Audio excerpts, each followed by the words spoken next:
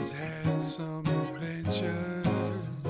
Everybody's had a few close calls. Everybody's got a story. What's yours?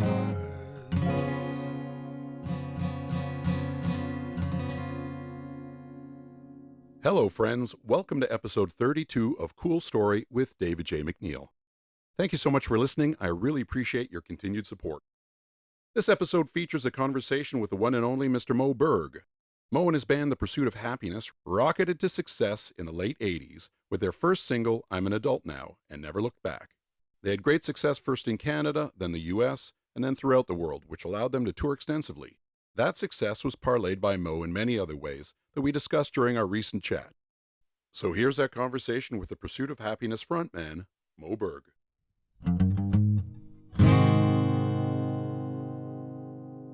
Hello, Moe. How are you?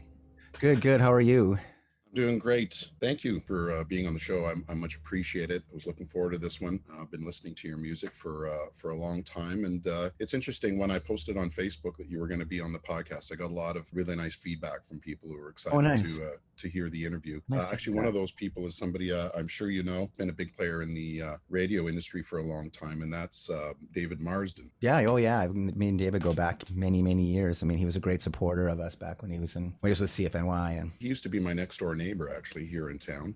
He's a wonderful guy, and his comment was, "Moe is a wonderful person, should be fun." Well, I guess we'll see. So obviously he's got great admiration for you, and when I've talked to him before, I've chatted so much about all the music that I was brought up on, and how living in Ottawa, because CFNY wasn't in Ottawa, we didn't have an alternative radio station at the time, that I didn't realize that a lot of the bands that were coming to the forefront were because they got that plateau in Toronto, and were introduced to North Americans in a big way through Toronto. Right. Well, yeah, I think in terms of like getting radio play, certainly, I mean, probably the era that you're talking about when, for the first wave of punk bands, and then, the sort of, probably 8 or so years after that, I think, and probably in a lot of towns, maybe the college radio station would be playing that. Yeah. I'm thinking of Canada more than the United States, but there probably wasn't a lot of commercial radio stations playing that kind of music. CFNY might have been one of the only ones. Yeah, I would have right across the country. Yeah, exactly. In Ottawa, I would have been listening to it on at Ottawa U, or on CKCU over at Carleton University, or maybe like CBC Brave New Waves. Yes, that would be another one. Brave New Waves would be. Yeah. Well, would be a good place to see it.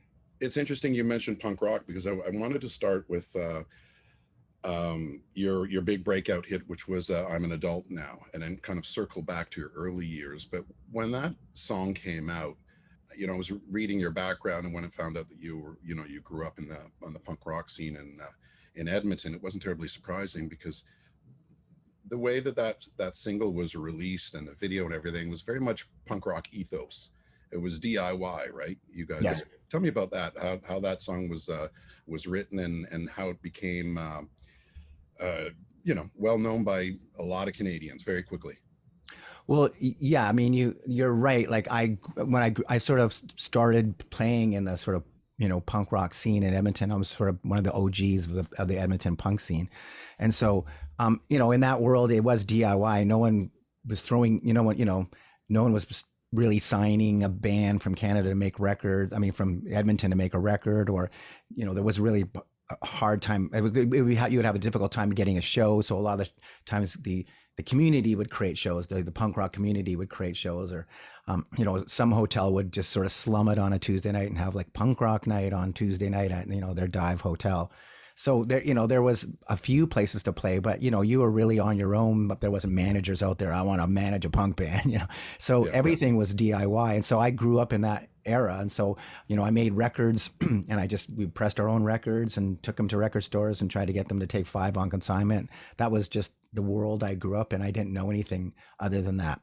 And so when the story of I'm an Adult Now, which has been told many times, but I'd moved to Toronto, and I'd sort of got the band together in Toronto, and we were trying to get shows on Queen Street, and we thought we should get a demo to pass out to club owners to so we can get shows. And then we So we went into this guy named Scott DeSmit. He was sort of a guy we knew from back in Edmonton who'd also moved to Toronto. And he had a little tiny recording set up in his basement, which wasn't like completely common back then. It wasn't like there was no digital recording back then. So we actually had a tape machine and console and all that stuff just in his basement. So we recorded some demos down there, and with the idea that, we could pass them around.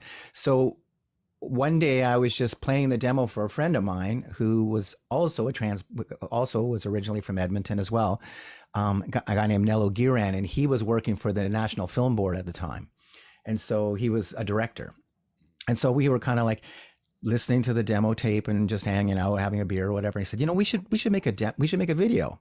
And this is like, back in the early burgeoning days of Much Music. MTV had been around for a while, but Much Music had only been going on for a bit. So and so anyway, so I said, yeah, it sounds like fun, So we sort of listened to the demo, and there was 4 songs on there, and he said, which one do you think would make the best video?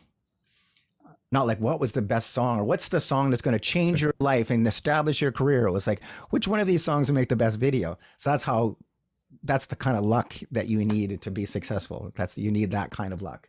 Yeah. And so we just happened to pick I'm an Adult Now. I thought, this one would probably make a good video. And so gathered up a bunch of friends, and, he knew a guy who had a camera, this guy named Christoph. So we shot the video for nothing, and I walked it into Much Music when you could just do that. And I just walked in the front door and said, my band made a video, and I handed it to somebody. We did know a woman named Joni Daniels who was working at Much Music. So that might have greased the wheels a bit. She might have been the one who told me, go there and hand it in and ask for this person. Right. So I think her name was Morgan.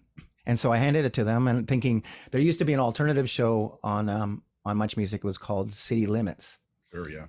Yeah, which used to be on City TV, and then once Much Music started, it was on there. And so it was like an alternative. They'd play like alternative music videos. And so I thought, well, maybe we'll get a couple of spins on that, and would that be cool?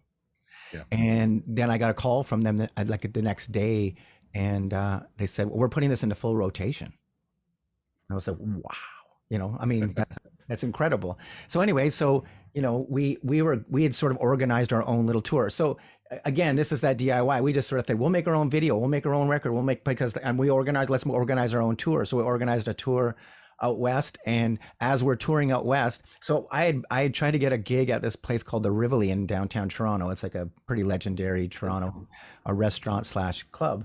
And I really had to beg the guy, begged him, please let us play. And he said, oh, you can play if you do as a double bill. And so I found someone who would do a double bill with us, and we booked it.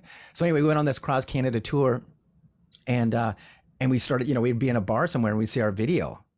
And it was like, wow, this is amazing. And so, by the time we got home, we had this show at the Rivoli. I go to the show at the Rivoli. There's a lineup all the way down Queen Street. And I'm thinking, okay, so I guess people have seen the video. And so that just changed everything. Everything just completely changed that night, because, the next day I came home from my day job, and there used to be this thing called answering machines before they had voicemail. And the whole, there was only a limited amount of space on it. So it was just full of people who don't talk to anybody until you talk to me. I just want to talk to you about managing, don't talk to you about blah, blah, blah, all this stuff. And so then we went, I'm one of those record store kids that goes into record stores and like spends the whole day just looking at records, maybe buying something, maybe not. Back then, not so much anymore, but, and so I go into a record store and say, where's your record? I said, I don't know. We don't have a record. So all day long, people are coming in here and say, can I buy I'm an Adult Now? And so again, same thing. First thing we thought was, let's press it ourselves. We had a friend named Eden Robbins, and we said, can you make a record jacket for us? And he made a record jacket, and we got it pressed, and we put it into some stores, and they all sold. Yeah. And then there's this guy, there used to be a record store called The Record Peddler. It was a legendary record store in Toronto. And so the guy who ran it also ran a little label, and he said, look, I'll take this over for you. And he said, oh, great. And so he started selling them for us, and he sold out of all of them. And that was around the time that Warner Brothers said, okay, we'll take this over for you now. So we'll sign you to this record, and then we'll negotiate a record deal. So that's kind of how the whole thing started. Yeah. And it just about never happens that way, does it? Probably not that much. And it probably didn't happen much back then, because there wasn't really much of an appetite for Canadian music, much less independent Canadian music. I mean, the Canadian bands that were successful back then were bands like Loverboy or Honeymoon Suite or bands like that. And so there wasn't there was a couple of little bands poking out, people like maybe Jane Siberry or somebody like that. Sure. It Yeah. was a little bit more, left of center. But yeah, there wasn't a ton of appetite. So yeah, I mean, a lot of luck and just being at the right place, the right time, good fortune, all those things. Yeah. All those things that you need to, yeah. Well, they always say, oh, overnight success. But of course, there's no such thing as an overnight success, or maybe more so these days because a lot of bands are more manufactured than they were back then. But overnight success usually meant 10 years grinding away in the background or in Absolutely. Edmonton or, honing your craft. So that you guys came screaming out of the gates with that one and sort of an unusual circumstance. But take me back to your early days in Edmonton. Do you remember your first that first moment where you fell in love with music, or you thought, oh, I can do that? Well, I always loved music. When I was a kid, like when I was 4 years old, I just sit with the little suit box record player and I just played records all day long. Yeah. So that was just I had an older brother and older sister who, could get records, buy records. And so I just listened to their records all day long and I daydream about being, a rock star. And I learned how to play the guitar when I was around 8. But well, that's not exactly right. When I was 8, I took guitar lessons. That's more accurate. So I'd taken guitar lessons from this guy, and me and my brother, older brother John, were. And so we'd be, he'd ask us to play something in the book or whatever. And then if our fingers went on the wrong fret, he'd hit it with a drumstick. He'd hit your finger with a drumstick, which I gotta tell you hurts like crazy. And I'm thinking to myself, man, would that guy ever be in trouble now if he ever tried that? But he did that. And so I was never much of a student. So I was kind of like, I don't like this. And so I, as much as I wanted to learn to play the guitar, I just found this whole experience so horrible. So I just kind of stopped. And then probably 2 or 3 years later, I just kind of picked it up myself and just started playing it. And once I started playing it, then I started trying to write songs. And so I was kind of already, learning the guitar and writing songs, when I was sort of 11, 12 years old. Yeah. Wasn't your father a musician as well? Yes, my father was a country picker, but he wasn't in my life for very long. But he did. One thing I will say is occasionally he'd have someone over to jam in the basement of our house. And so what he would do is he would open tune a guitar, like tune a guitar to a chord so that if you played it, that chord would just play. You wouldn't even have to put your hands on the fret. So sometimes he'd do that and he'd just give it to me so I could sort of like jam along with him, which I thought was a pretty cool thing to do. But yeah, he split before before these guitar lessons happened. But he did give me that sort of, I would say he introduced me to music and gave me sort of an idea of it. That might have been a musical gene, perhaps. Yes. When did you decide that, oh, I can do this, and you decided I'm going to put together a band, or you decided what was the first step to getting into the punk rock scene in Edmonton? Right. Well, yeah. As a kid, I played in bands in high school and stuff, and so, or even in junior high school, I played a little bit in bands, and you would just put together a band of whoever knew how to play an instrument. Sure. I'm nothing too serious. Yeah. After I left high school, I started a band with 2 friends of mine who are a year younger than me. A guy came up right, and a guy named Bobby Drysdale. And so we started this band, and we were just back in Edmonton. There was the only bands were cover bands. There was no band playing their own music. There was no originals band. And so we learned a bunch of covers, and we could play them pretty good. And so we got an agent, and we played crappy gigs, high school gigs, or really terrible bars, and we just played those. And then and then we kind of stopped doing it, and I think I played with somebody else, some older guys, for a while. And then the whole punk new wave thing hit, and I remember just being completely transformed by that. Like it was really my influences that before then were probably bands like the Beatles and all the British Invasion bands, the Who, Sure. and people like that. And then I was also really loved Todd Rundgren and the Beach Boys. I liked anything that had like a really nice vocal harmony, Yeah. a lot of power pop, like the Raspberries, Badfinger, that kind of stuff. And I loved like hard rock. I loved Black Sabbath and Led Zeppelin. So I had a sort of the kind of well-rounded taste that kind of almost everybody had back then. And so, but punk was this new thing that really spoke to me.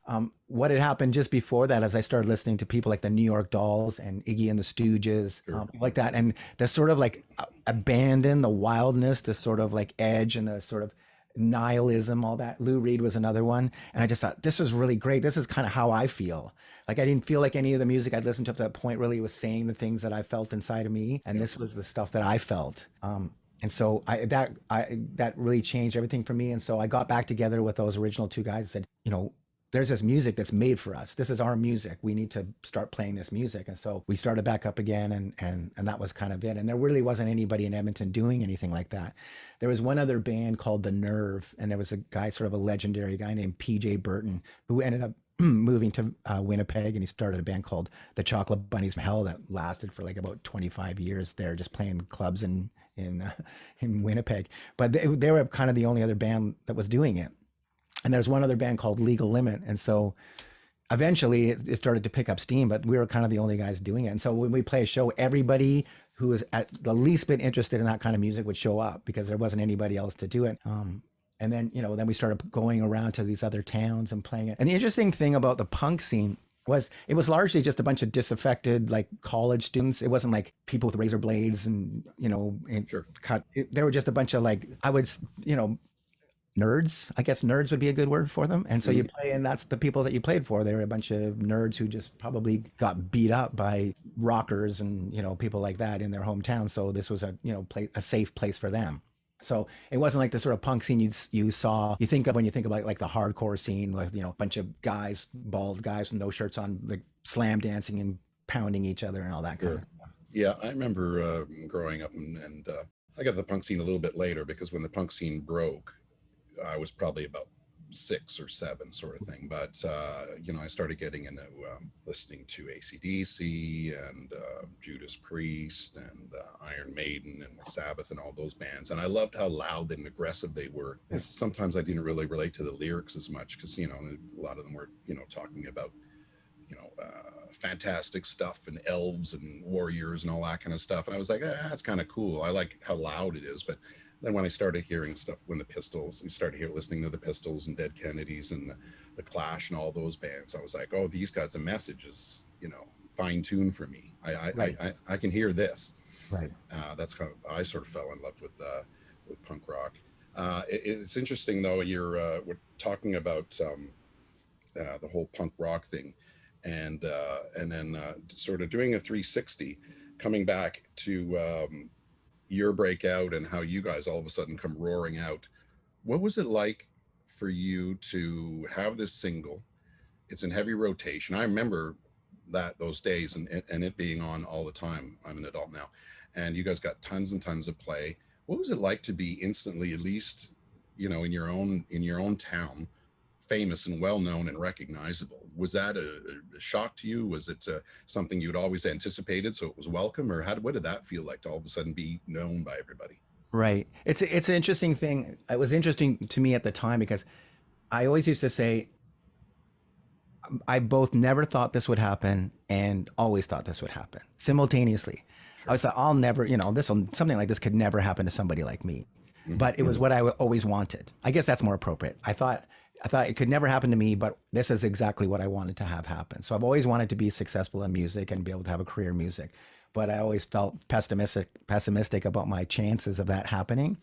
So when it did happen, it was quite overwhelming. Like I remember, the single came out and we started to get some success. And then there's a weekly magazine here called Now Magazine. And I remember I got a call from the publisher, this guy named Michael Hollett. And he said, I want to do an interview with you. And I said, wow, that's fantastic. Cool. So he, I sat down with him and he interviewed me. And then he told me at the end, he said, I'm going to put you on the cover. I was like, wow, the cover of Now Magazine. Like, oh my gosh, to me, I almost felt like that's as far as I need to go. That's amazing. And then I remember going to see the Smiths play, and they were playing, I'm going to say like where the Molson Amphitheater thing is now, like sort of, right. Was it over on the? I didn't live here at the time. I saw the Smiths in '86 in Ottawa. That would have been the Queen is Dead tour. Might have been. I don't know if that was the tour you saw. Yeah, it might have been around there, but yeah, it was like sort of Ontario Place kind of thing. Yeah, And didn't they have a stage that was like a round stage that, sound that stage, yeah, rotated? that was rotated. It might I think not it have was been called the that stage, Forum. but it was somewhere in that area. I think there was another venue near there too. That Yeah. so I went to see them, and then like all these kids were coming up to me and saying, "Hey," and introducing themselves and wanting to talk to me. And I thought, this is really weird. Like that was kind of the first time where I was like, it occurred to me that I might be famous. Was Yeah. that night at that Smith show. And did you get a sense at that point that you were going to be able to manage that, or? Well, I was seduced by it. I thought Yeah, this was sure. great. I've been kind of an unpopular kid my whole life and kind of nerdy and a lot, I always afraid to go anywhere because I was afraid people were going to beat me up. And here I am. Everybody loves me. I was like, so I certainly get why people are seduced by fame. I mean, why wouldn't you be? Everyone's coming up to you and tell you how awesome you are and how much they like you. It's like, hard to see that as a negative thing. Well, then you strike me as somebody that is somewhat shy. Sure. Yeah. I'm not a But particularly outgoing person. okay, but there are so many frontmen in the music business that are reserved and shy, but they can, when it's time to turn it on, they can really turn it on. This is true. So yeah, there's two people. There's people who are just naturally outgoing who end up being front men because it's just a very natural thing for them. And then there's people. I know a guy who is one of the most painfully shy people I've ever seen. He can barely function in any social setting. You strap his guitar on him and he is a madman. He goes completely crazy. It's like something about being on stage just kind of transforms you, I guess. And so that's what it is to me. I've never been able to fully identify what that is, but once I'm on stage and I need to perform, it's just like a switch goes on and I'm able to sort of be almost kind of a different person. Yeah, I was going to ask you that. Is the Moe Berg that we see on stage sort of a something that you've created in a sense to be able to put yourself out there? It wasn't something that I consciously created. It's something that just kind of came alive. But it wasn't, it was never sort of, what's the word? I wish I could think of it. But Was it yeah, something that you consciously constructed? It's yeah, just yeah, it wasn't consciously constructed. It wasn't like, okay, here's what I'm going to be like when I'm on stage. I'm going to do this. I'm going to do that. I'm going to act like this. sure. I had two records that I listened to that sort of gave me a lot of inspiration for being on stage. One was a record called Metallic KO by Iggy and the Stooges. Yeah. It was the last ever Iggy and the Stooges concert before he checked himself into a mental hospital. And it's just crazy that his stage patter is so completely off the charts, insane. And then there was another record. It was called Take No Prisoners by Lou Reed, and it was this Right. live show where he talks through like half of it. Half the record is just him talking to the audience and saying all this incredibly crazy stuff. And I remember just loving both those. I liked the talking parts more than I actually liked the music parts of it. Right. So I think that also was subconsciously kind of feeding me ideas about how to be on stage. Yeah. I was going to ask you about somebody else that you've met during your travels later, but I'll bring it up now because that might tie into what we're talking about. And that is at some point during your travels, after Love Junk came out, you met Axl Rose. Right. The Axl Rose story to me is sort of funny. Except people sort of make more of it than it actually was. But it's funny. I did a podcast. It's called Appetite for Destruction. Or no, Appetite for Distortion. That's what it's called, Appetite for Distortion. And it's a Guns N' Roses podcast that a guy in New Jersey does. Yeah, I've seen that interview you did. He literally had me on the show because he was just on social media one day and he saw the picture of me with Axl and he's like, I want to get that guy on the show. And so, so anyway, the story is that The Pursuit of Happiness was on tour. We were actually opening for Duran Duran. I don't remember them from the 80s. And so we did a big American tour with them and we played in Los Angeles. We played at the where was it? The outdoor auditorium that they have there. Oh, the Hollywood Bowl? No, it wasn't the Hollywood Bowl. There's another one. I forget what it's called. Okay. Anyway, so we played there and we did our set and then, we're just milling around and there's a fair amount. You play in LA, there's always a fair amount of famous people just around, especially if there's a big band like Duran Duran there. And so anyway, so this person came up to me and says, Axl Rose is here. He really wants to meet you. I said, great. So I went over and he shook my hand. He said, "I really like you guys, and I really like your music, and I love your single. I'm an adult now," because we had re-released "I'm an Adult Now" on the Love Junk record, the re-recorded with Todd Rundgren producing it, and so it was a pretty big record in Los Angeles. It was A new video and everything. yeah, MTV was playing the video, but K Rock, the big sort of alternative station there, was just playing the crap out of it. So in LA, we were pretty big. We were like a pretty big band in LA, and so we just started talking, and he was just the sweetest guy, like all the things you hear about him and read about him, and maybe he ended up changing as he got more and more famous, because this was just around the time that they were really blowing up. They were that record "Sweet Child of Mine" had just come out, and they were getting pretty famous, but it wasn't like that stratospheric fame that they ended up at. And so I think he was still hadn't developed that whole persona that he ended up with. So he was just like a really sweet guy, like a really nice guy. And he was talking, he was very, very sort of like complimentary, and he didn't seem to have a big ego about himself. And I mean, you meet a lot of famous people and they don't care about you at all. They're just, they want you to talk about them, Sure. That's kind of what they mainly want you to do. But he was not like that at all. And then anyway, so someone was there with a camera and said, "Can I get a shot?" And so I said, "Sure." So I kind of just looked at the camera, and Axel moves in. He sort of like moves into the shot, and so the shot looks very much like he's trying to get his picture taken with me. That's how the shot looks. Right. Like he's the guy that leaned in. So anyway, so that picture ends up in like Rolling Stone magazine, ends up in Spin magazine, Musician magazine, like I don't know how, whoever that paparazzi guy was must have made a bucket off that photo. And then we went and toured Europe after that. We were opening for the Rhythmics, and we were playing all these big stadiums, and every like rock or music paper that we saw or magazine, I'd open it up and it'd be like in, Swedish or whatever. And there's that picture of me and Axel. So there's probably no picture that's ever been taken of me that has been more widely seen than that picture of Axel and me. Yeah. So that's the picture is the story. It's not so much that me and Axel became buddies or we became friends, because I never talked to him again after that. I never had spoken another word to him. I had some close encounters with some Guns N' Roses guys, and it's funny because I did see him a few years later. We were living in Los Angeles and making our third album. And we we wandered into Tower Video, and so we were going to rent a video to watch at the house, and I saw him, and he was with Stephanie Seymour, who we used to date, the model.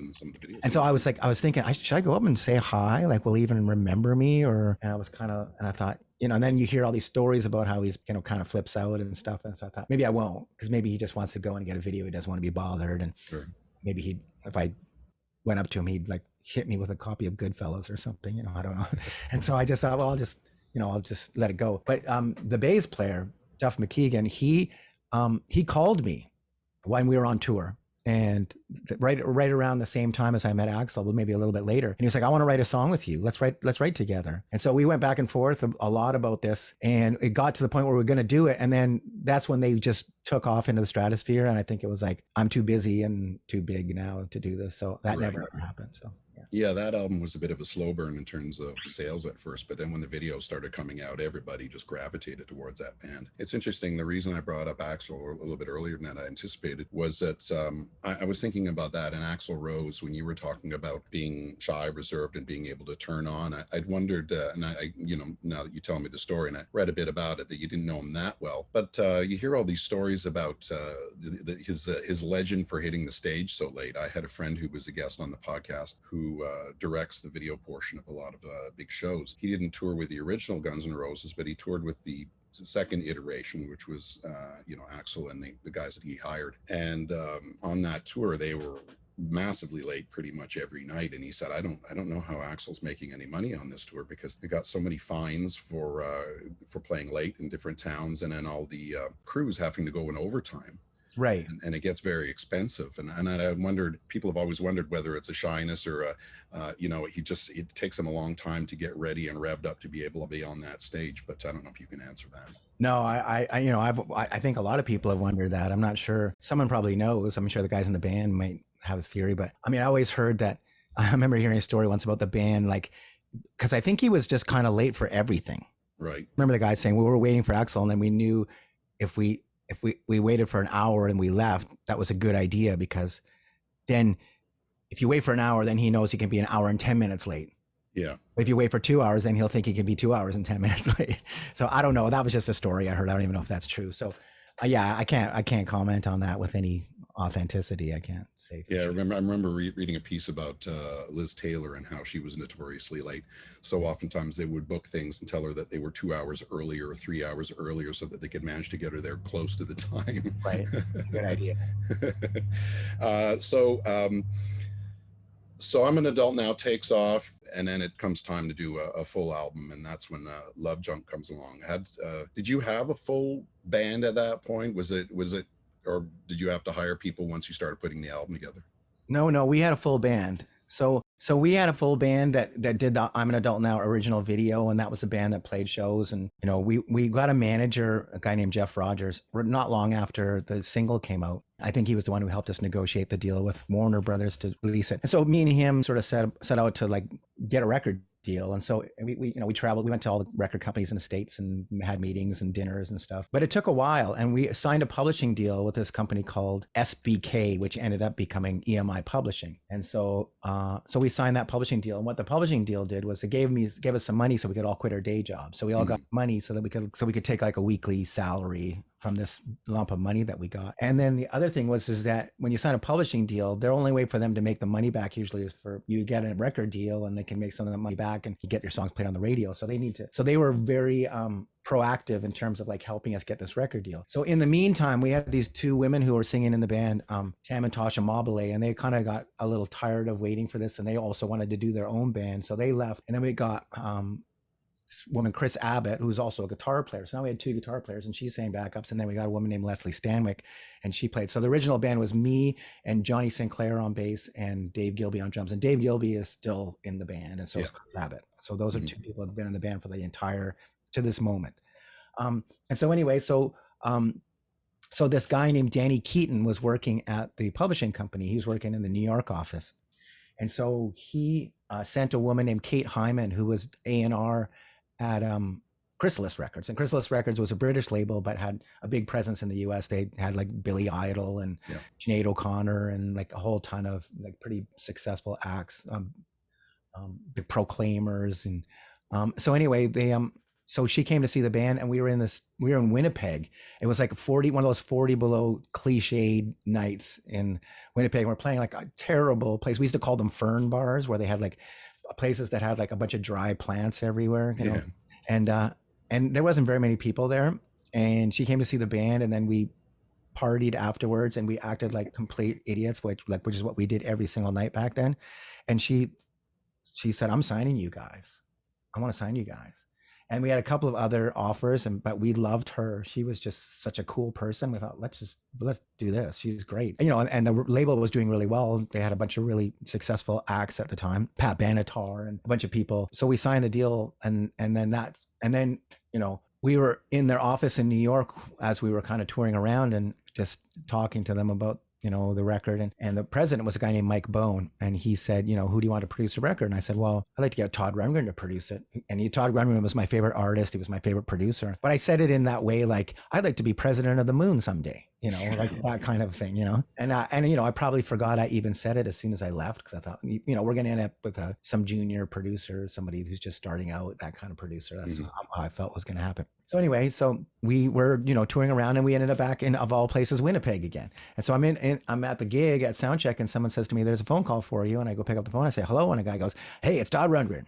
What a moment is that? No kidding. Imagine the person you admire most in the world is calling you. Yeah. Well, anyway, so I had a conversation with him, and then he was producing the record. Wow. So we went to a studio in Lake Hill, which was up in about an hour or so north of New York City, and near Woodstock, New York, and made the record. It was the most fabulous experience I could maybe of my life, Right. Having my kids and getting married, probably. Yeah. And that's one of those things you hear, what's the story about, be careful about meeting your idols. When you met Todd Rundgren, was the experience and who he was all that you would hoped he would be? Yeah. I mean, I instantly, I had so much admiration for him that he would have had to do something pretty awful to shake Right. that. And but I really enjoyed his company. Like we would sort of like work in the studio, and then every once in a while he'd sort of come by, or we'd go by his place and just talk, and we just talk about politics or music or whatever. And he's a like he's the smartest guy in any room that he's in. Right. So really, really smart guy. And so yeah, we just kind of talk, and and it was always, those nights were just great. The nights that we just spent kind of talking and hanging out were just amazing. And just my good fortune. It's funny because before we went into the studio with him, the record company encouraged him to come and see us play live, because I think they thought there was something about our live show that probably didn't translate into the demos that we had given him. We'd given him about 30 songs as demos. And so he came up to see us, and we were playing at this place that was called the Diamond Club, which is now called the Phoenix here in Toronto. And so he came to the show, and afterwards he was like, yeah, this is a really good idea for me to come here, because I'm going to do this completely differently now. And so he said, I have a flight. It's like a 8 a.m. or 7 a.m. flight. And he said, and so we said, let's go over to Johnny's house. And so we went over to Johnny's house, and we stayed up all night. And then he just went at 5:30 or whatever, he left and got his flight. And so that night I got to ask him every fan question I ever wanted to ask him, like everything. And I kind of got it all out of my system. Yeah. Kind of like, okay, why did you do this? How'd you do this on this record? What happened? And he was like super great about just kind of answering all my questions, and wasn't bothered by any of it. Like he wasn't like, oh, this guy's driving me crazy. He was kind of like happy to talk about it. And so I think that really kind of made our friendship happen, was that he was just so gracious about talking about himself and his career and stuff. So then when we got to the studio, I felt I got a lot of that out of myself. And so it felt, okay, now we can kind of just work on the record. I don't have to sit there every minute and just stare at him and like, like he's a movie star or something like that. Right. Get all the fanboy in you out of the way. Right. Yeah. And tell me about your writing process. Does the band write by committee, or how does that work? Or do you write a lot of the different parts, or are you more Billy Corgan, or are you guys more everybody does their own thing? No, probably more Billy Corgan, I guess. Yeah. My whole reason for even doing it was because I was a songwriter. Yeah. I don't think of myself as a particularly gifted singer or a musician or anything, but I wanted to do my songs. And so that was the whole reason I did it. And so when I started the band, I was like, I'm starting this band to play my songs. That's why I'm doing this. And so that was kind of like the sort of understanding we had as a band, that this was how this was going to be. And I don't know that was always great for everybody, and people left the band because of that. Sure. But it was just, that was what I was doing. I wasn't really in it to be like, let's have everybody in the band contribute 3 songs, however good or bad they are, It was more like this, I want to play my songs. Everything other than that was completely democratic. Everything. In fact, a lot of other things, it's like, I don't even want to know about this. Whatever you guys want to do is fine with me. But it was just the songwriting part that was my domain. Right. I've got, like I said, I got a number of notes from different people. I got a couple notes from friends who are musicians who wanted to ask questions. And one of them comes down to what we're talking about right now. And it's a friend of mine named Glenn Johnson, who used to sing back in the era where you guys were really taking off. He was a singer for a band in Ottawa called The Age of Faith. And they did really well in Ottawa, and eventually moved out to Vancouver. But his question is, he said, one of my favorite parts of The Pursuit of Happiness was his background singers. He said they consistently made these weird discordant harmonies. Did he write them, or was that a thing that they worked out on their own? No, I wrote those. Yeah. Yeah. Again, this was my thing. I really had highly conceptualized the band. Like I knew exactly how I wanted it to sound. And that was the reason why we had female singers in the band. The main reason we had female singers in the band, because I just didn't feel like I could find guys that could sing good enough to do those harmonies. Right. And so I thought, I know we can find some women who can sing well. And so that was it. But yeah, those harmonies were all like, Beach Boys, Todd Rundgren, and, Raspberries inspired harmonies. And so that was always going to be a big part of the sound. That was really important to me. And I think it was part of what made us unique, at least at the time. At the time, we had this sort of like hard edge musical side, and then we had these sort of like really sort of lush harmonies. And I think that was, the big quote that someone wrote was, if ABBA was driving a Volvo and AC/DC was driving a semi-truck and they crashed into each other, it would sound like The Pursuit of Happiness. How we were described. Right. And were you a fan of Phil Spector? He was not really. Phil Spector was more like a wall of sound guy, and it was I was more like Bob Ezrin and Todd Rundgren and, Roy Thomas Baker with Queen and that kind of thing. I think, a little bit cleaner production style and lots of like harmonies, big harmonies. Yeah. So tell me about putting that album together. It's interesting because now if you're writing music, your first album, you have your whole life to write that, right? I mean, it's all of your experiences, and then you get to put that album together, and then that's why they often refer to the second album as can be a sophomore slump. Well, yeah, it's exactly what you were saying. It's like these were just songs that had been accumulating over the years. I, accumulated those songs over. By the time we actually went in to record the record, some of those songs were like 5 or 6 years old. Mm-hmm. So they'd just been songs that had just been. I wouldn't say I was writing them specifically for that record. They were just those songs that we had and we played in our live set, and and there's a whole bunch of other ones that we never even bothered sending to him, or they were just kind of, we'd played them and then realized they weren't that great and dropped them. So, but even at that, we had 30 songs to send him, 30 demos. And a lot of them were just me on a 4-track playing them, playing all the parts and singing the parts or whatever. So so one of the interesting things that happened was he listened to all the demos and then he said, okay, these songs here are too much guitar, and then there's these songs here are too, he called them twee, too like, mushy, kind of too light for you guys. He said, there's a bunch of songs here that they have the hard edge, but they have the nice harmonies and they sound like you sound like this. And if you do these songs, nobody else is going to sound like you guys. Yeah. And some of these other songs, you kind of sound like somebody else. And some of these other songs, you kind of sound like somebody else. But these songs, you sound. And so to me, he defined our sound. And that was maybe the greatest thing he did for us as a producer, was sort of defining what we were good at. Yeah. And I think of this as a producer's job now that I am a producer. It's like, who is this band? Like, who are they? And a lot of bands will be like have a bunch of influences. And so some people will be influenced by this music and some people, and they all kind of bring it into the band. And the trick is to turn it into a curry instead of like 7 or 8 side dishes. But if you put them all into the same pot, the theory is that, you'll turn it into something that's, you take all the different ingredients and you turn it into one thing that's a kind of a unified idea. And so that's what I think Todd Rundgren did for us, that I think was such a powerful production move for him. Right. Is that the most important thing for a producer in the first album, is to help you sort of create the stencil of the rest of your... It's not always something that's needed to happen. Sometimes it is and sometimes it isn't. The idea of being a producer, especially with a young band, is to elevate their music. And so they're able to do a certain amount on their own. And how can you as a producer take them to the next level? How can you say... Because there's really no reason for you to be there unless you can do something better than what they could do on their own. And so the whole idea is like, how can I take this and make something really great out of it? And so you're taking what they could do by themselves and saying, okay, I need you to believe in yourself to know that you could be a lot better than this, that you could do something much better than this. I think that's, in some ways, that's the most important thing, is getting them to believe that their music could be better. A difficult thing sometimes in production is when an artist will come to you with some music and say, well, this is it. This is the music and this is how good I can do it. And we just want it to be like this. And it's like, well, there's no reason for me to be here. And it's like, are you as successful as you want to be? Like, if you're as successful as you want to be, then just go into the studio and don't bother paying a producer. You'll just do this.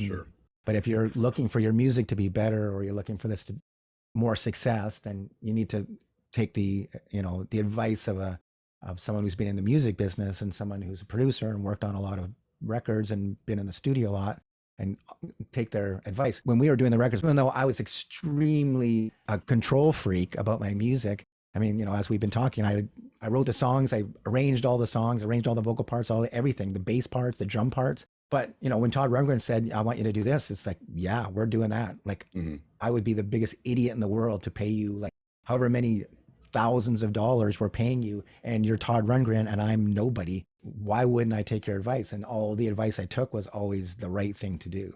Yeah.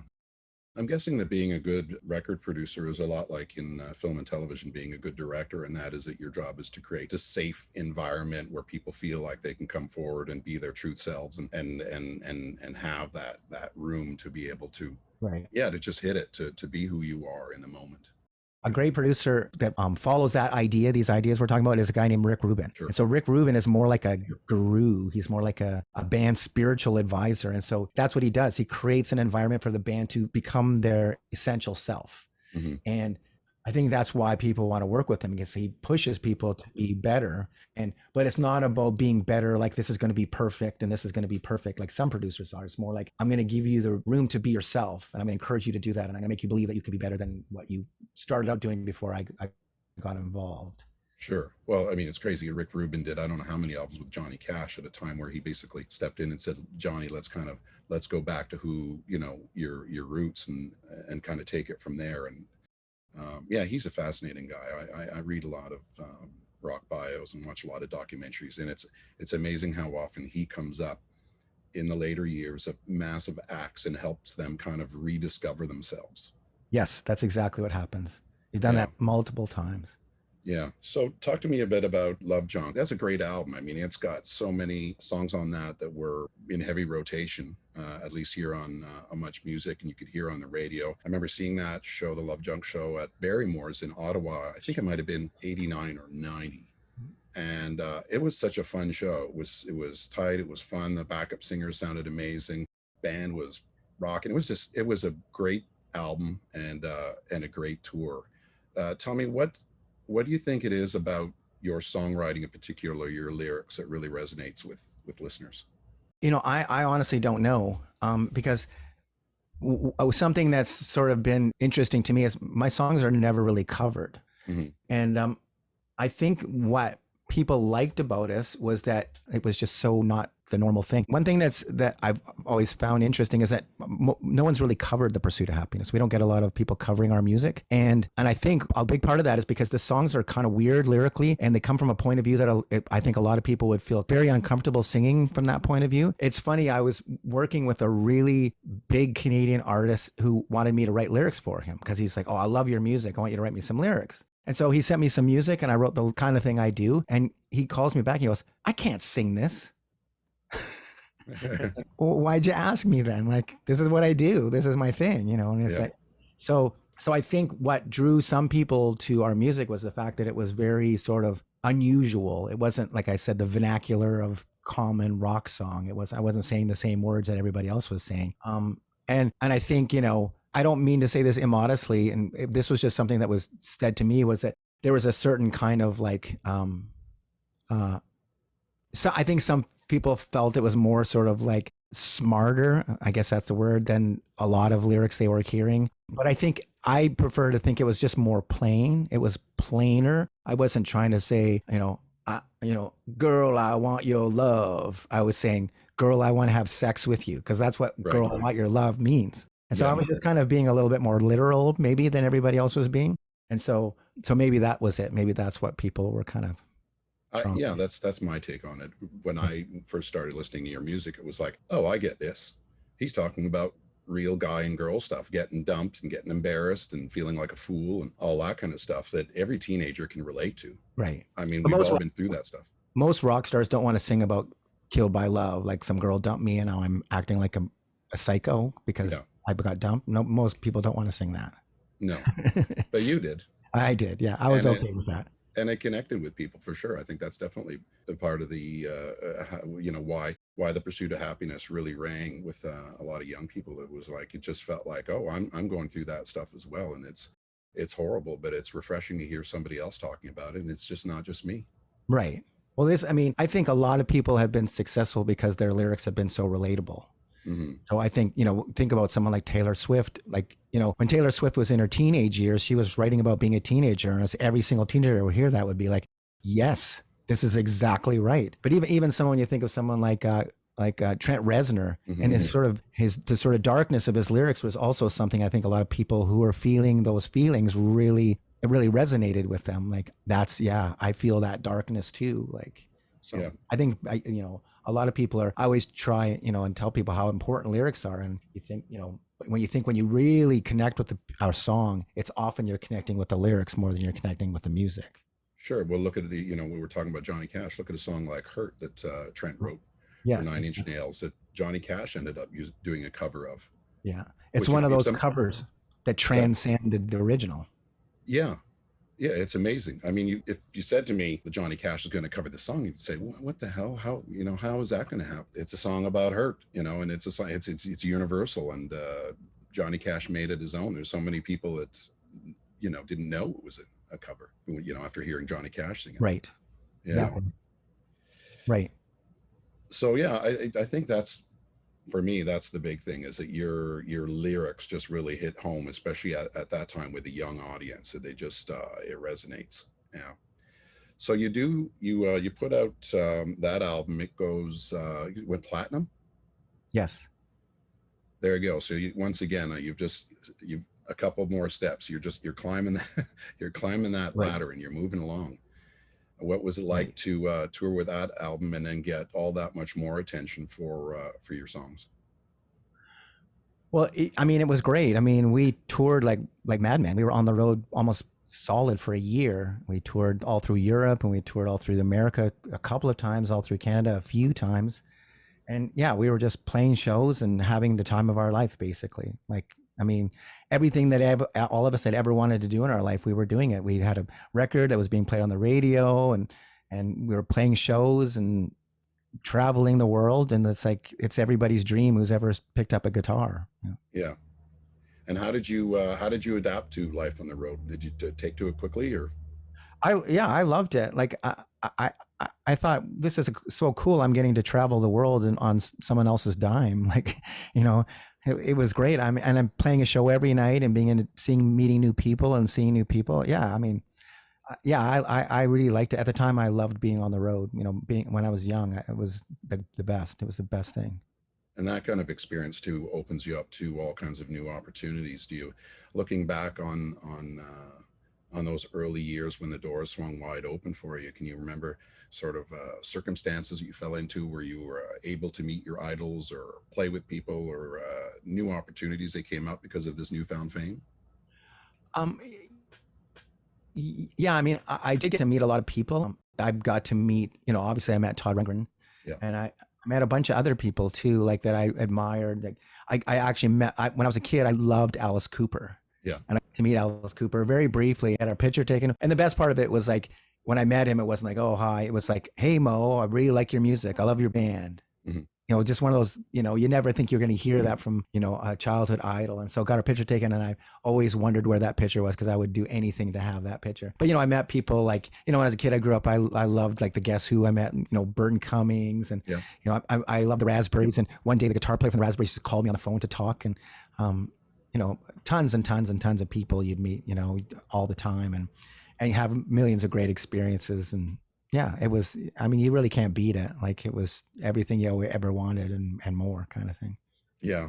And talk to me about working within the record business at that time. You came along at a time where you know what it's like to put out records with the old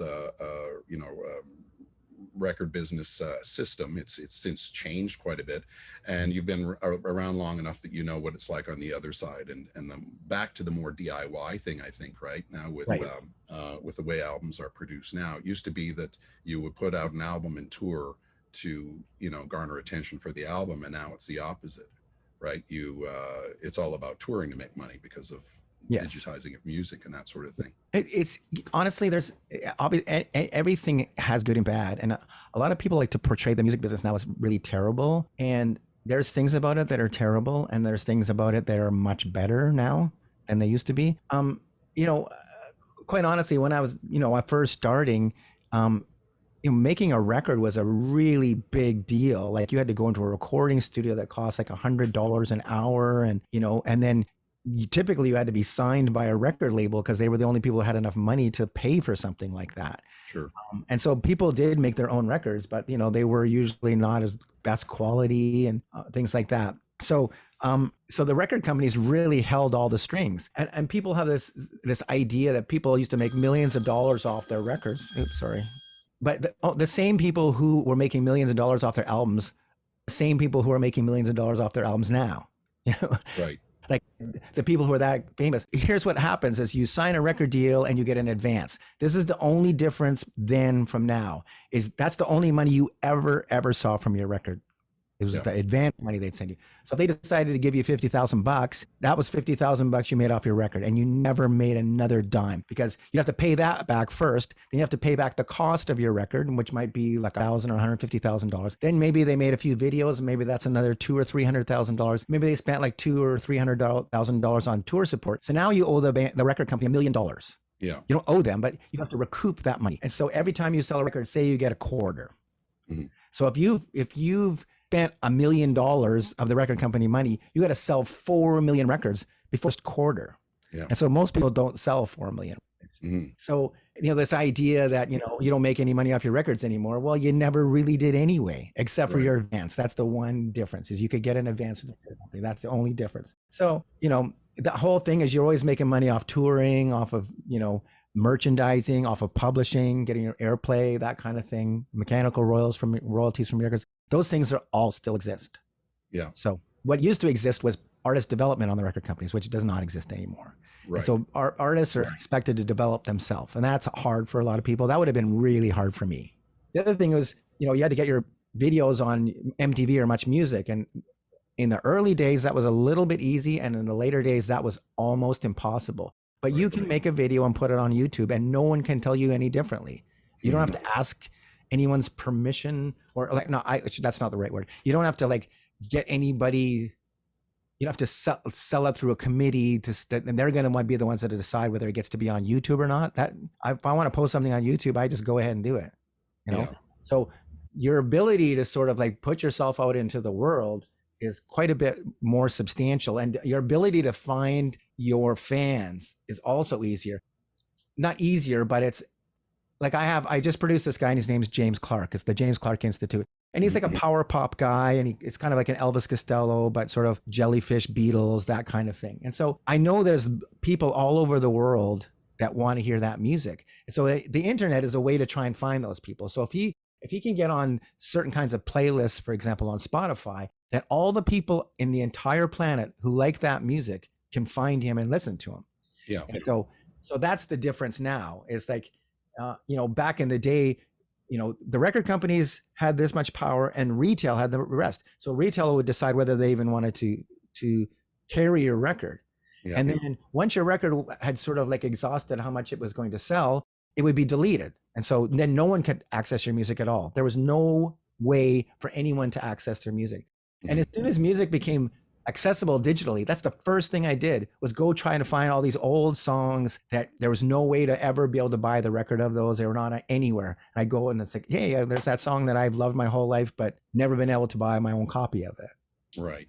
So those are the good things. Yeah. I mean, I told you earlier, I was a kid that went into record stores all day and looked at records. Yeah. But if somebody walked up to me and said, you know what, you can turn on this device and you can listen to any song that you want, anytime you want to, I'd be like, you got to be kidding. Yeah.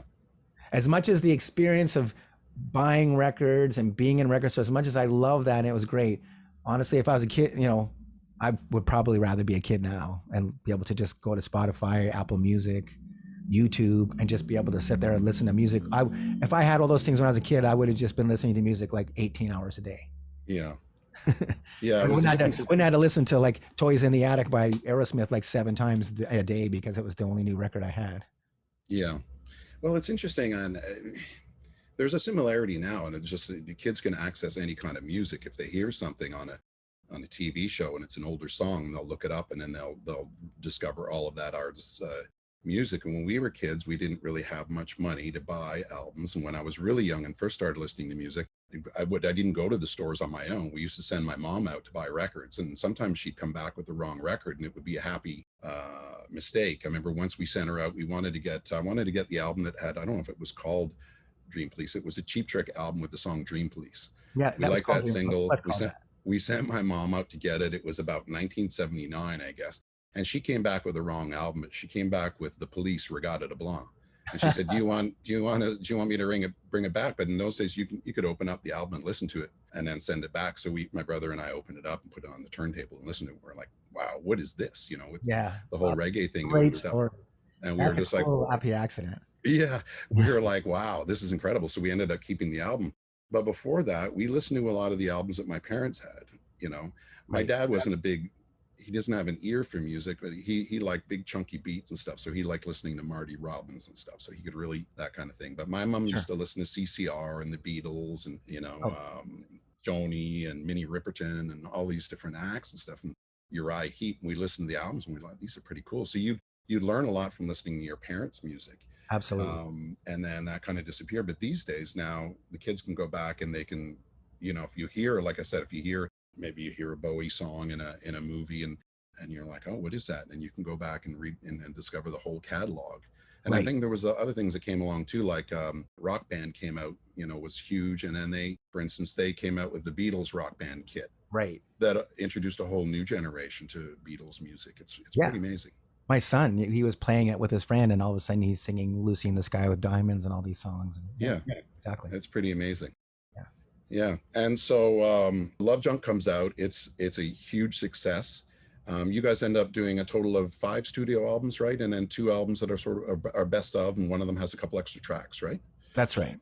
Yeah. And you were talking about doing videos. Like when I'm an Adult Now came out, you did a DIY and stuff. And you were talking about the first videos that came out. At that point, you're competing with a lot of other bands that have put together sort of DIY videos. But around the time that you're producing your last albums, if you're putting out a video, now you're competing with big videos. I remember Madonna came out. I think it was Express Yourself came out at one point. It was like the most expensive video ever. That's who your competition becomes, right? So you gotta go big. And I guess the record company's got to have the kind of money to produce something that at least stacks up to that on TV. Right. So especially when, because we were signed to an American record company, that was their preoccupation was to try to break us in America. And so, yeah, we were in that world where, your video is going on the air with a lot of very high production value videos. So when we re-recorded I'm an Adult Now, and then they released that as our first single, we ended up making a very expensive video in New York. We had a set built by the guy who built the set for Pee Wee's Playhouse. I don't know if you ever remember that. Pee Wee Herman. I love watching Pee Wee's Playhouse, yeah. Yeah. And so, and it was directed by this guy who had a lot of success doing the original DJ Jazzy Jeff and the Fresh Prince videos. Your parents just don't understand, and Nightmare on My Street and all that stuff. So a lot of energy went into this. And MTV was talking to record company, get this guy, his name is Scott Calvert, get him to do your video. And so, there was a lot of pressure to make a really big statement with the video, nice production values, like a expensive video to try and get this on MTV. Yeah. I wanted to bring up, because we're talking about your songwriting and putting together albums. And I have another question that came in from a musician friend of mine who's an amazing guitarist from Ottawa named Dave Carrière. His question was, he said, I heard Moe would have song ideas come to him on walks. So the band would often tell him to go take a walk all the time. Yeah, I think that was more funny than anything else. I'm an Adult Now did come to me when I was on a walk. And so I did run home. This was before the band was together, though. I did run home and start furiously writing the lyrics down, and then picking up my guitar and kind of sketching it out. A lot of people now, they get an idea and they sing it into their phone, or they get an idea for lyrics and they just say it into a voice memo or something. But back then it was unless you had a notebook in your back pocket, you had to just get somewhere where you could get a piece of paper and start writing things down. So that's what happened. And it would occasionally happen. I'd just be kind of out walking around and just ruminating on whatever I was ruminating on. And I'd think of something, and then it would be keep it in your head until you get somewhere where you can do something with this. And so I'd be trying to keep the idea in my head and sing it to myself in my head and keep those words together so that when I got home, I could write it down. I think that's probably a pretty common thing. One thing I've always thought about songwriting is that if you're a songwriter and you're doing it, you're kind of always doing it. So wherever you are and whatever you're doing, you're looking around or you're thinking about something, you're always thinking about something that could be a song or that. So it's kind of like photographers always looking for things and always seeing things as if they could be a photograph. Right. Yeah, sure. One of the other questions that Dave has was, or he had heard, I guess, through somebody in the record business, was that the band used to tease you and have you apologize all the time for using a Boss Octaver pedal. I don't know if that's how you pronounce it. Is that a thing? Octaver? So here's that's not actually accurate. So here's how this happened. Was when Todd Rundgren, in our initial conversation, that conversation I was talking about earlier, one of the things he said was, I really like the songs, but you could, the guitar player is terrible. And I said to him, well, I'm the guitar player. And he goes, well, you got to go to the woodshed and just practice for a while before we get into the studio. And so it appears I did not practice as much as he wanted me to, because when I got to the studio, he's like, we got to do something about these solos. And so what he did was he just threw every effect he had at the solos. And so he put chorusing on them and extra distortion. One of the things he did was he had an it's called an Eventide harmonizer. And so it's a harmonizer. And so he would put it on the solo and he would set it to like some weird interval. And that's what a lot of those guitars solo sounds like in I'm an Adult Now, or Hard to Laugh, or She's So Young. That's all that Eventide harmonizer. So you can tell your friend that if he's looking for that sound, to grab it. I don't even know where you get one anymore. Right. You probably, I mean, a lot of get one for like $100 or something somewhere, but. Right. But I mean, a lot of the big bands do a lot of overdubbing and playing over guitars and that sort of thing, right? Yeah. But this was a specific effect that you put on your guitar. And what it did was it made this, could make something that was kind of relatively plain sound really, really amazing. Yeah. And, guitar players have been using effects for this purpose for years. I mean, ever since distortion, some first person discovered distortion. It's like, you play something one way and then you can play it with distortion. It's like, wow, that's completely different. That's completely more amazing. And you think about a guitar player like The Edge or something who plays for U2. I mean, a lot of his guitar technique is based on his effects pedals and his effects, all the delay and reverb and stuff that he uses. So yeah, that's not an uncommon thing. Yeah, I don't know what the documentary is called. I think it might be called It's About to Get Loud or something. Have you seen that one? Yeah. Or you get a sense of how The Edge does that. And yeah, exactly. He's actually pretty humble about it. He goes, I'm just playing this and it's just a couple notes, and he goes, and then I turn it into this, and you're like, whoa. Exactly. That's exactly. Yeah. I watched the documentary. When people talk about new music, they talk about largely what they're talking about is technology. Yeah. So when new technology comes around, then that creates new music forms, like, synthesizers or samplers or, all these kinds of things create new music forms, distortion, Sure. So.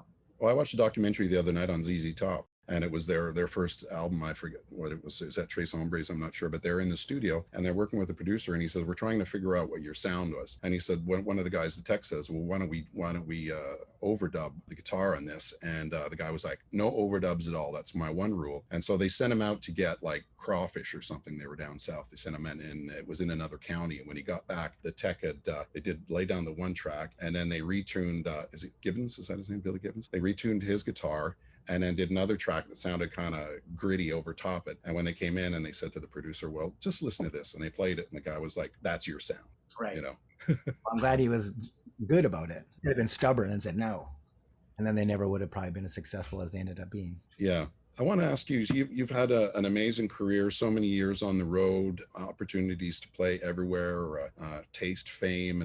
And the one thing that you've done is really fantastic is you're giving back and you're teaching now. Tell me about teaching music production at Fanshawe College. Well, yeah, it was an interesting thing because I was in a band for a long time and played on the road. And then, the band kind of wound down. It was kind of like we started to get a bit exhausted from playing and touring and making records. And I wanted to make a solo record, and I made a solo record. And I did a tour of that. And it was like, I started to get sort of very disenchanted with the music business and I wasn't enjoying playing live anymore. I wasn't enjoying it. And I just thought, the only reason to really do this is if you enjoy it. It's like, very few people get fabulously wealthy playing music. You do it because you love it, and hopefully you can support yourself doing it. And so anyway, I thought, I had an opportunity to produce an album for some people I knew here in Toronto. And so I did it. And it's like, this is fun.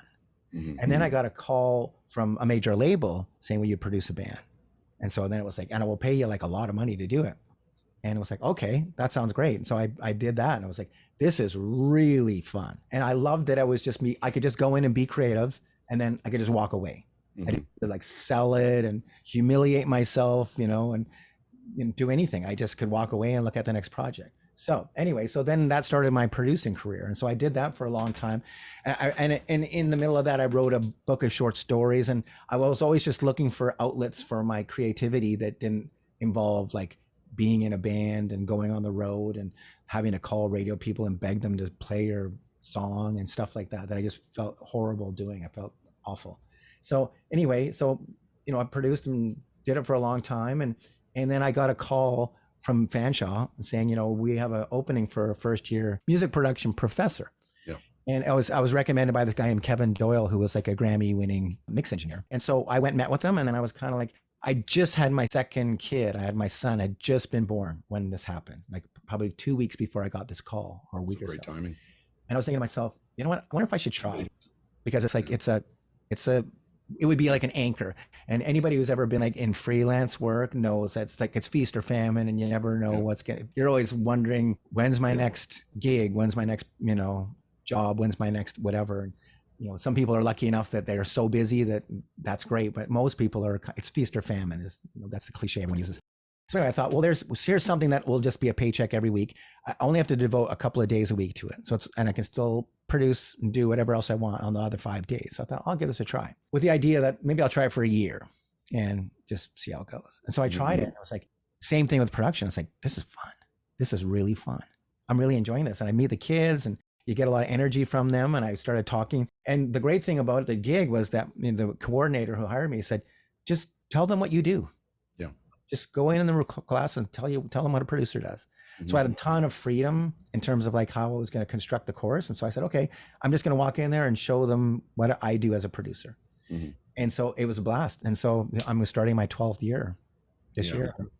I have a class tomorrow. So yeah, so it's been a really, really fun thing. And it's been great to sort of like, the idea of what a producer is has changed so much over the years. And especially now kids are like, they think a producer is like opening up GarageBand and dragging samples into the timeline and that's, you're producing tracks. And to sort of say, well, I guess that's a producer. I'm going to talk to you about other ideas, more traditional ideas of being a producer. And how do I talk to an engineer? All these things that I don't think ever occurred to a kid that's just sitting at home on his laptop or on her laptop. So anyway, so it's been great to, as you say, impart that knowledge on people, sort of like give them a bunch of stuff and give them a bunch of background and production and talk to them about how songwriting works and how songs should function and all that kind of stuff. So it's been, that part of it's been great. I was going to ask you this question and maybe you just answered it for me, but what is the biggest misconception that students have coming into the business? Is it that they don't know exactly what a producer does, or what is it, would you say? One of the things I try to do in my course to make it worth it is I teach them stuff that they can't learn on YouTube. Right. So they can't go find a YouTube tutorial that's going to give them the same information that I'm going to give them.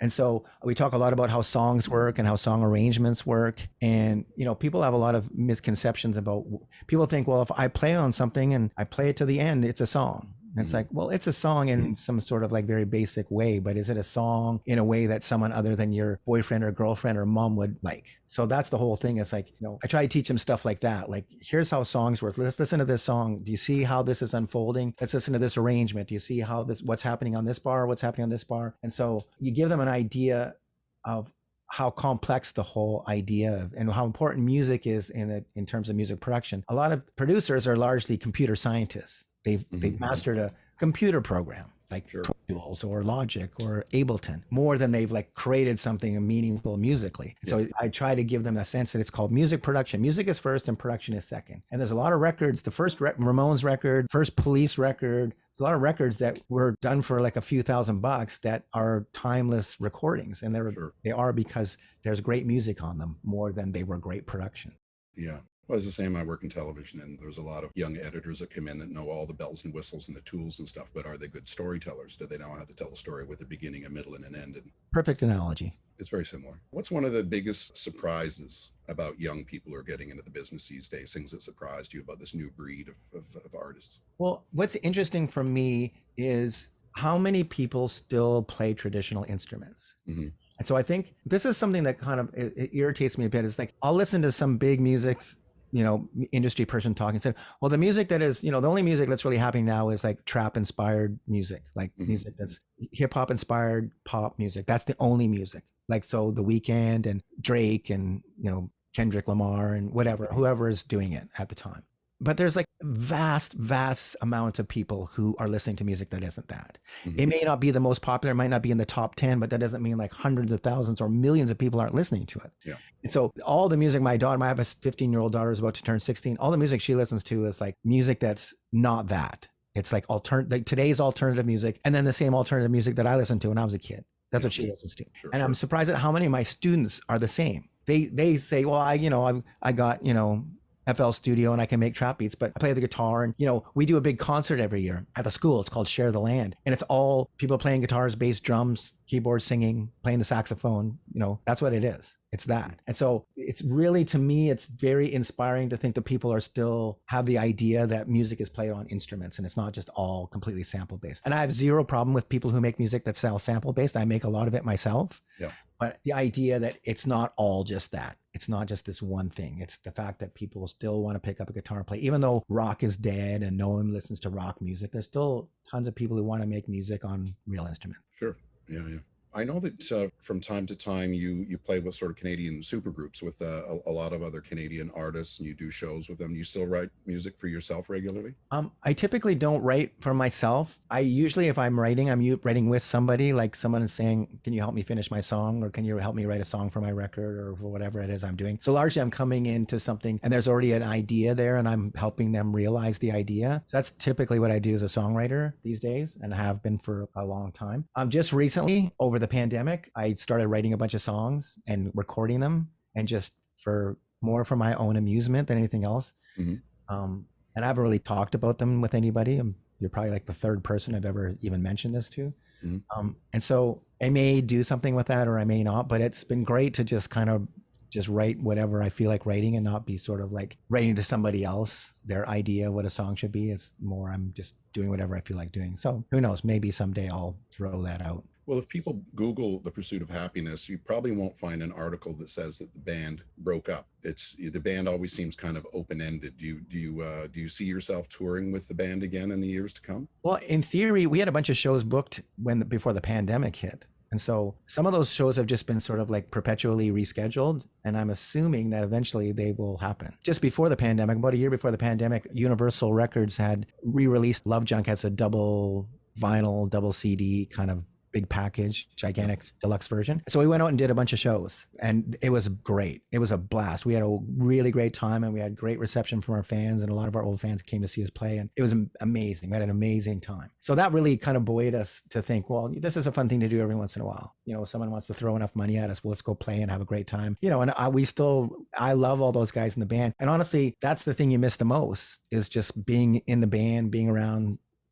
trying to make each other laugh and that kind of thing. That's the most fun of anything. So it's been great to get back together again with everybody and just joke around. And sometimes you were together and it feels like, no time has passed. We're just back where we were when we were a bunch of bratty kids.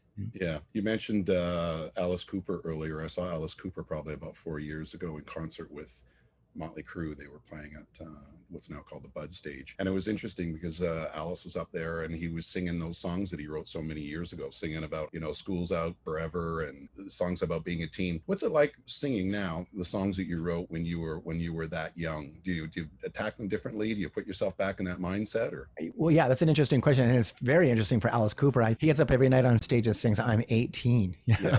and I'm sure he's well into his 70s at this point. Yeah. So for me, like, it's funny, some of the songs, because when we did the Love Junk thing, we did the entire album front to back. And so I'm thinking to myself, some of these songs are like, what was I talking about? Like, what is this about? This is crazy. And then some of them are like more relatable to me now than they were when I wrote them. Like, I'm an adult now and she's so young. It's like they feel more relevant to me now than they did originally. Yeah. So yeah, it's kind of a mixed bag, I guess, of how I relate to those songs. Interesting.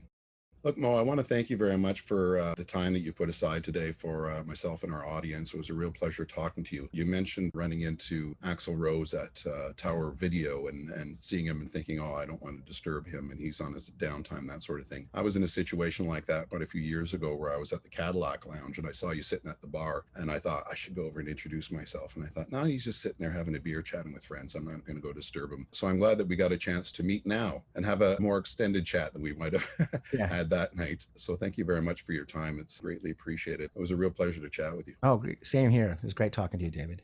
Yeah, thank you very much. I look forward to seeing you on stage, whether it's you up there, maybe singing some of the new songs you said that you've been working on, or going out and seeing TPOH again. It'd be great to see you again live. So I look forward to that. Great. Thanks, David. Cheers. Take care. Take care.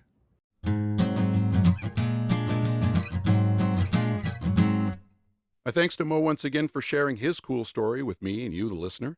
As I was editing this episode of the podcast, I was struck by something Mo mentioned early on in our chat. He mentioned that when TPOH decided to make their first video for the original recording of I'm an Adult Now, a friend of theirs named Christophe was brought on board to shoot the video. That had me thinking, I wonder if he's referring to Christophe Bonnière, the director of photography on the 1996 indie feature film, The Shoemaker, directed by Colleen Murphy. The Shoemaker was the first feature film I worked on after moving to Toronto in 1995. And as it turns out, I was right. So Mo and I have that in common. Both of our first big break projects were shot by the very talented Christophe Bonnière. Small world, isn't it?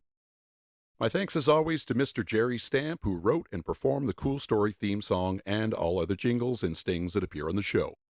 Do yourselves a favor and look for Jerry's music wherever you stream, and then pop by Apple Music and support Jerry by buying some of his music. And finally, thank you for listening. Until next time, pura vida. Everybody's had some adventures. Everybody's had a few close calls. Everybody's got a story. What's yours?